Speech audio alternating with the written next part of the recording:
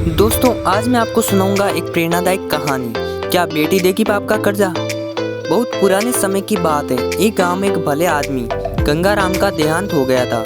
तो जैसे ही उस आदमी के परिवार वाले उसकी अर्थी को शमशान ले जाने लगे, तभी अचानक एक मोटे ताजे सेठ ने उस अर्थी का एक पाँव पकड़ लिया और बोला कि मरने वाले इस गंगाराम से मैं 2 लाख रुपए का कर्जा मांगता हूँ, इसलिए पहले मुझे मेरे पैसे दे दो, मैं इसकी अर्थी को शमशान ले जाने दूंगा। अब तमाम लोग तमाशा देख रहे थे। तभी उसके 3 बेटों ने कहा कि हम तुम्हारा कर्जा नहीं देंगे, पिताजी का कर्जा पिताजी जाने, और वैसे भी अब वो तो इस दुनिया में ही नहीं है, अगर तुम्हें इनकी अर्थी ले जानी है तो ले जाओ। ये सुनकर पूरा गांव गंगाराम के तीनों बेटों पर थू थू कर रहा था। अब गंगाराम के तीनों बेटे उस कर्जे को देने से पीछे हट गए। तभी गंगाराम के भाइयों ने भी कह दिया कि जब बेटे कर्जा नहीं दे सकते तो हम क्यों किसी का कर्जा भरे। अब गंगाराम के अर्थी को वहाँ रुके बहुत देर हो गई थी। तभी ये बात गंगाराम की इकलौती बेटी तक पहुँच गई, तो वो भागी भागी अपने पिताजी की अर्थी तक पहुँची। तभी उसने देखा कि उसके पिता की अर्थी का एक पाँव किसी बड़े सेठ ने पकड़ रखा था। ये देखते ही उसकी आंखों में आंसू आ गए।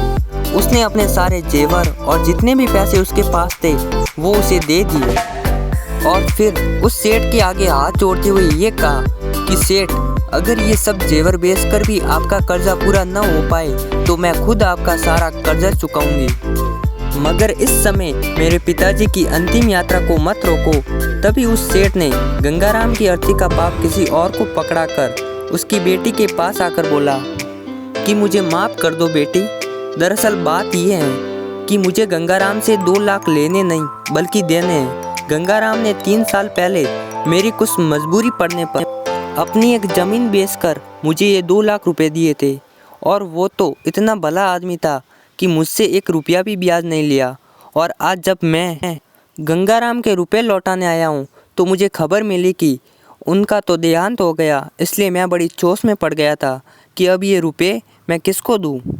इसलिए मैंने ये खेल खेला ताकि गंगाराम जी के ये 2 लाख रुपए घर के एक ऐसे सदस्य के पास जाए जो वाकई में उनको प्यार और उनकी इज्जत करता हो। और बेटी, आज तुमने ये भी साबित कर दिया कि अपने माँ बाप को एक बेटे से ज़्यादा एक बेटी प्यार करती है, इसलिए ये 2 लाख रुपए मैं तुम्हें सौंपता हूँ।